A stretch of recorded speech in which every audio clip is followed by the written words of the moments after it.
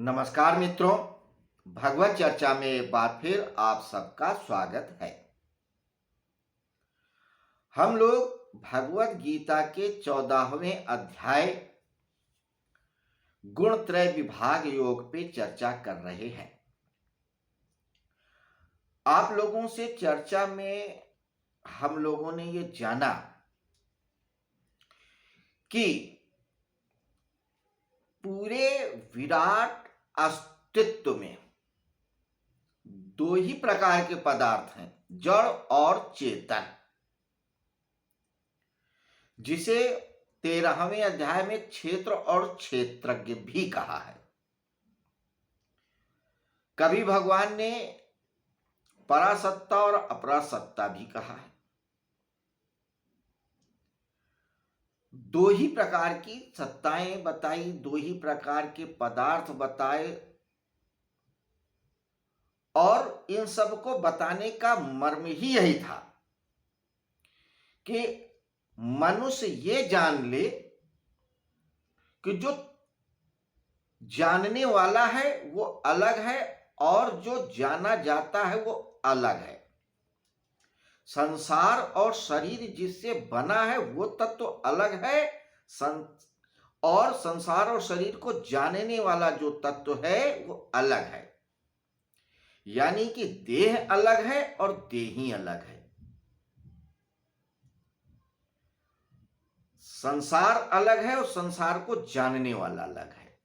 जिस क्षण व्यक्ति ये जान लेता है कि ये दोनों अलग है, देह और देही, दोनों का कोई कनेक्शन नहीं है, सिवाय इसके कि ये जब दोनों मिल जाते हैं तो सृजन होता है इस संसार का और इस शरीर का। वरना जो देही है वो निसंग है, वो किसी के साथ क्रिया नहीं करता, किसी के साथ जुड़ता नहीं, किसी के साथ संबंध नहीं बनाता। और जड़ है वो क्रिया नहीं करती है। गुण है उसके अंदर क्रिया करने का, लेकिन वो क्रिया तभी करती है जब, या जड़ तत्व तभी क्रिया करता है जब वह चेतन के साथ संयोग होता है।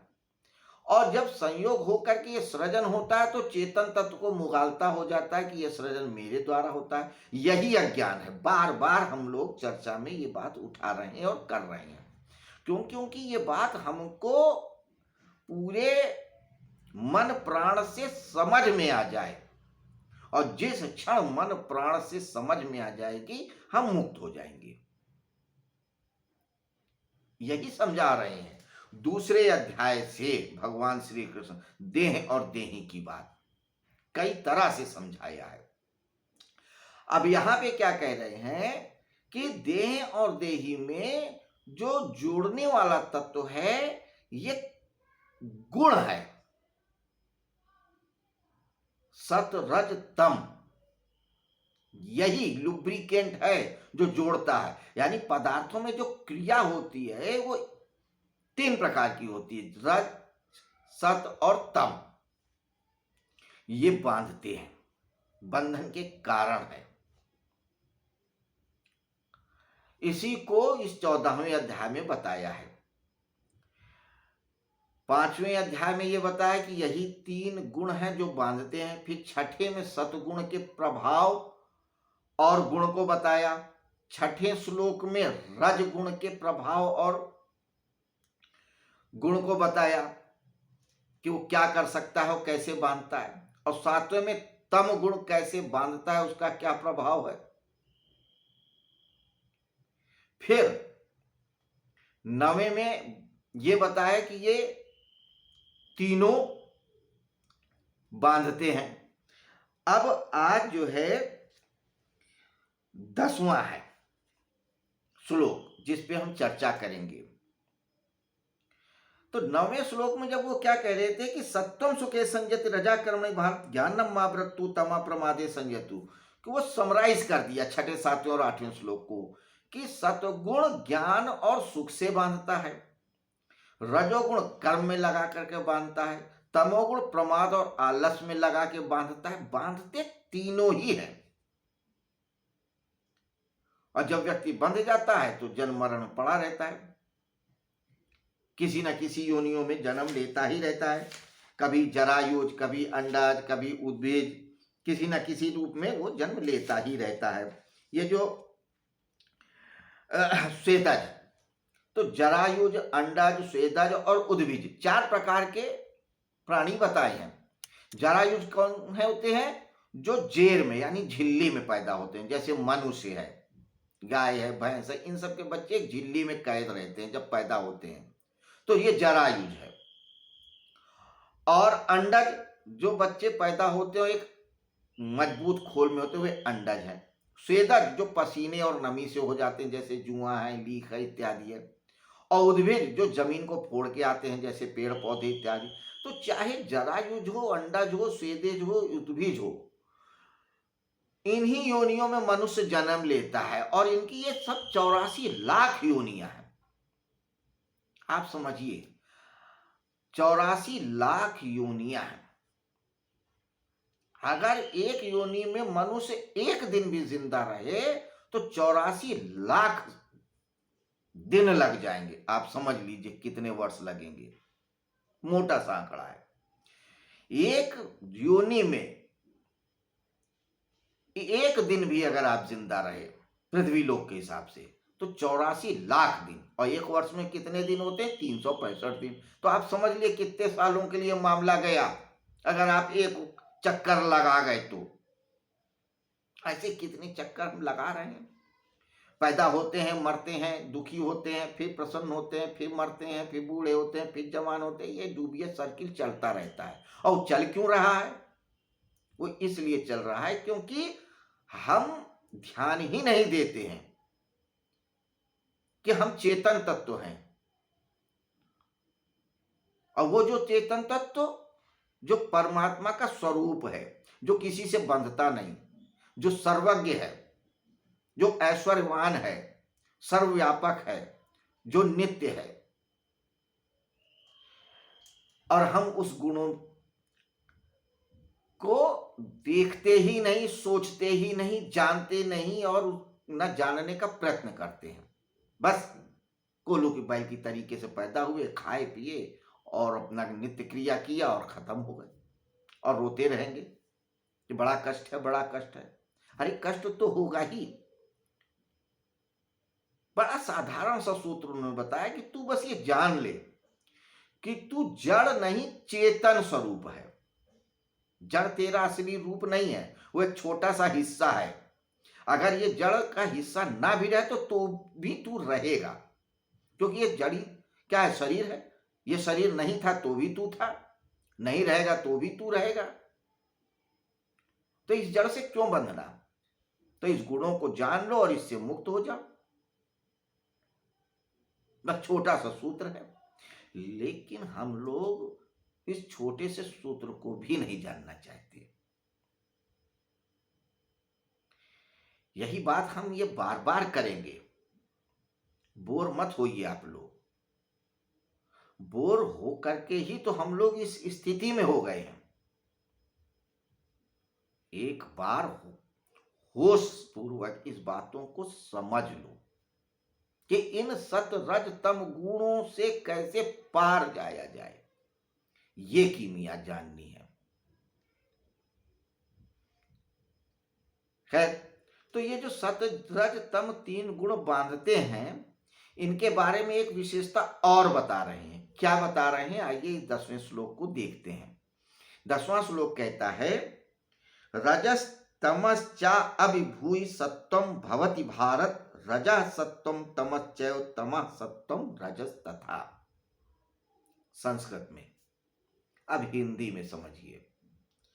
हे भरत वंशोद्भव अर्जुन, रजोगुण और तमोगुण को दबाकर सत्वगुण बढ़ता है।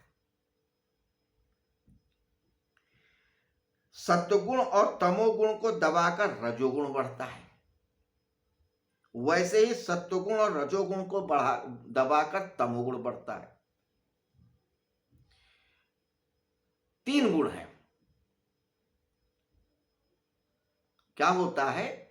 2 गुण मिलकर के एक गुण को दबा देते हैं। कई बार क्या होता है?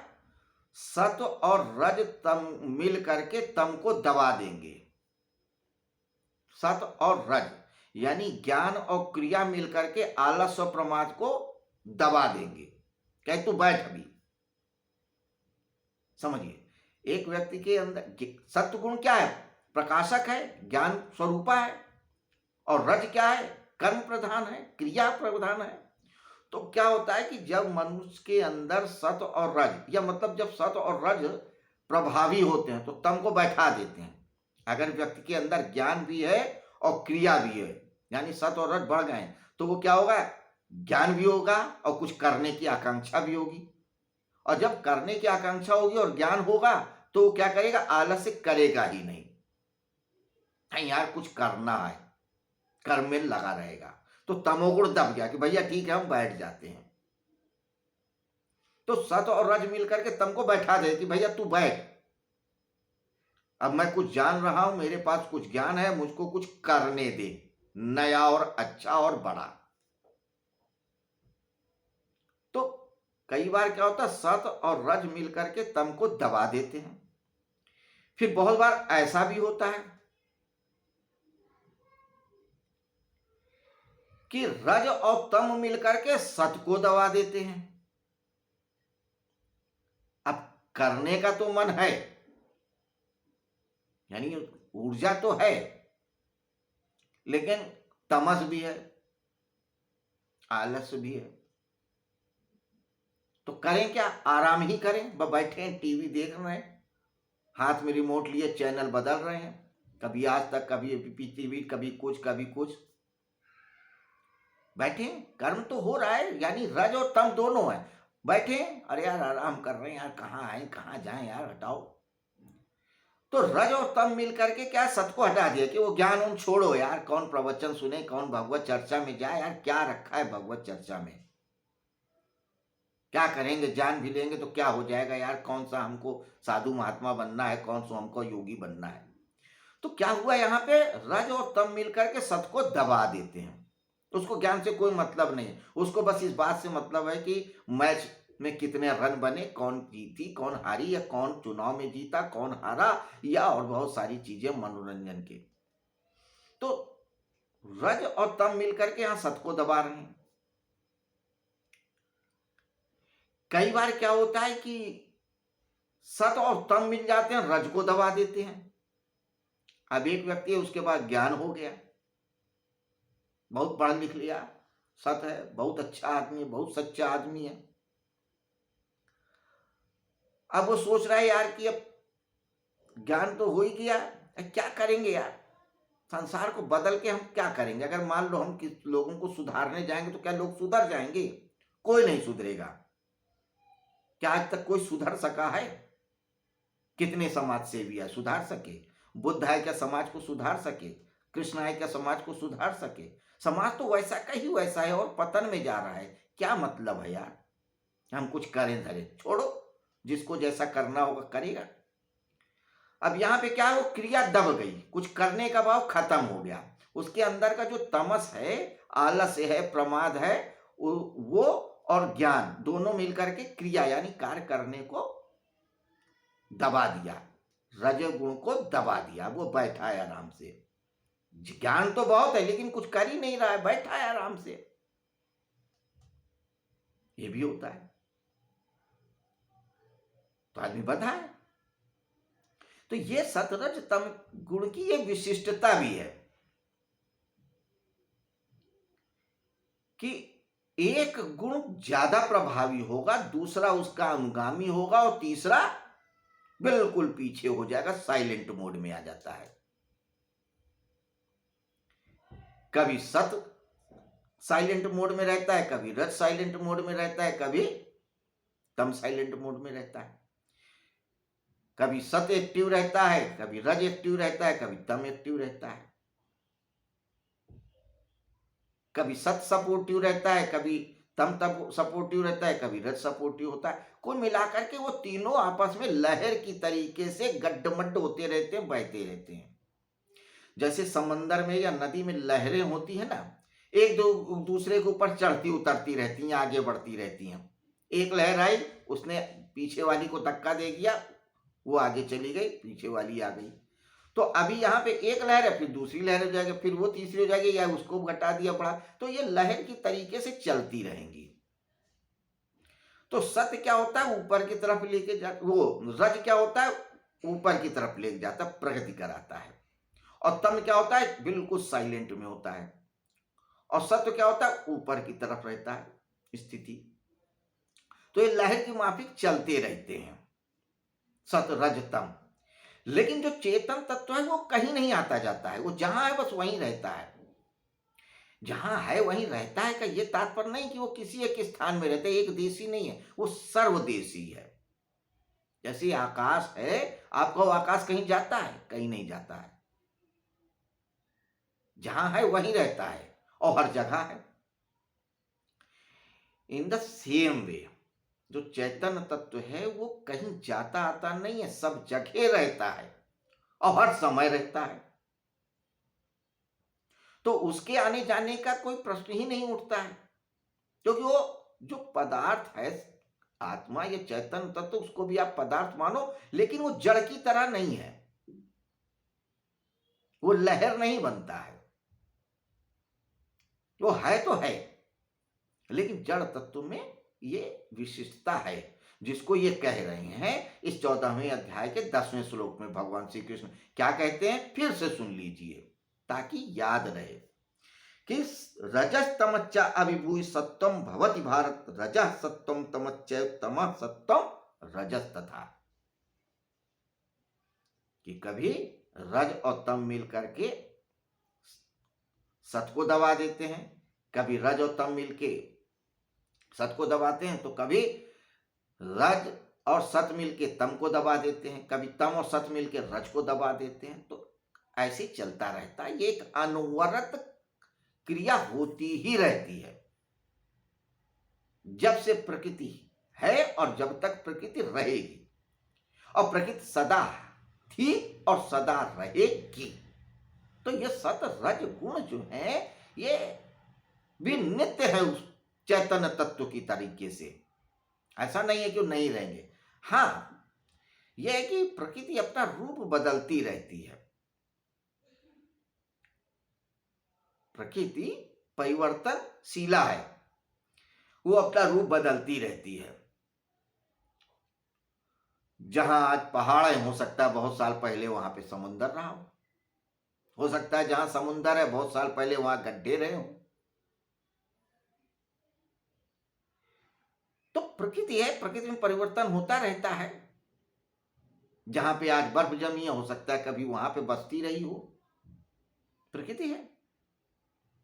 आज सूरज, जिस हम सौरमंडल में रह रहे हैं उसका सूरज तप रहा है, जीवन दे रहा है, रोशनी दे रहा है। हो सकता है करोड़ों अरबों साल जो बाद जो है ये सूरज ठंडा हो जाए, हम भी ठंडे हो जाएं, फिर कोई नया सूरज होगा, नई पृथ्वी होगी, नई आकाश गंगा होगी, नया जीवन होगा, किसी और तरीके का होगा। तो ये प्रकृति है, संसार है, ये चलेगा। रज तम गुण तब भी रहेंगे, चेतन तत्व तब भी रहेगा। हो सकता है किसी और रूप में हो, किसी और तरह से हो, हमारा जीवन कुछ और तरह का हो।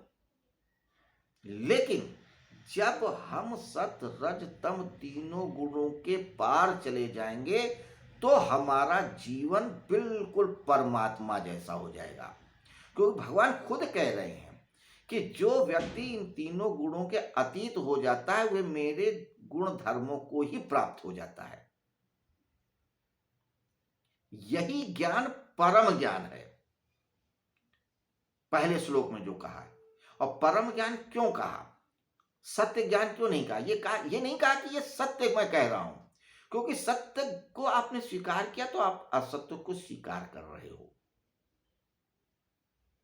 अच्छी बात भी नहीं कहा, क्योंकि अच्छे को स्वीकार कर रहे हो तो बुरे को स्वीकार कर रहे हो। परम, परम का अर्थ है जो अच्छे और बुरे और पाप और पुण्य, ऊपर और नीचे सब चीजों से परे है, आगे है, अलग है। परम जो कि ना अच्छा है और ना बुरा है। उसके आगे कुछ भी नहीं है। उस परम ज्ञान को बताया है और वो परम ज्ञान यही है कि सत रज तम तीनों गुणों के पार जाओ। कैसे जाओ, क्या जाओ, इन गुणों में और क्या क्या बताएंगे सत रज तम गुणों की विशेषताएं, ये हम लोग कल देखेंगे। आज इतना ही। इसी तरह आप लोग हमारे साथ बने रहें भगवत चर्चा में और जानते रहें हम लोग कि ये गुणत्रय विभाग योग में भगवान श्री कृष्ण क्या बता रहे हैं महात्मा अर्जुन को विषाद से निकलने के लिए। तब तक के लिए नमस्कार, शुभ रात्रि।